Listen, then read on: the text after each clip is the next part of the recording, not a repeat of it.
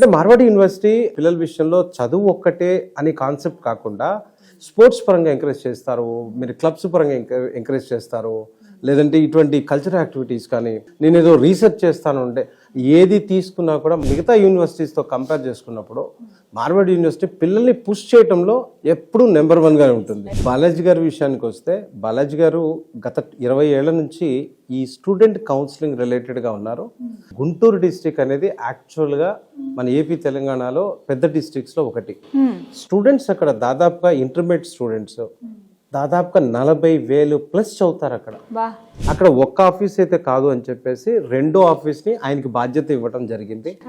So ఈసారి బాలాజీ గారు ఆ తాడేపల్లి బ్రాంచ్, ఇది మనకి హైవేకి చాలా దగ్గరగా ఉంటుంది బ్రాంచ్ అనేది. గుంటూరు పిల్లలు ఎవరైతే ఉన్నారో వారి లొకేషన్ బట్టి ఏది దగ్గర అనుకుంటే ఆ లొకేషన్కి ఇంతకు ముందున్న ఆఫీస్కి వెళ్ళొచ్చు, లేదా ఈ తాడేపల్లి ఆఫీస్కి వెళ్ళొచ్చు. సో అక్కడ మీకు సరైన గైడెన్స్ ఇవ్వడం జరుగుతుంది.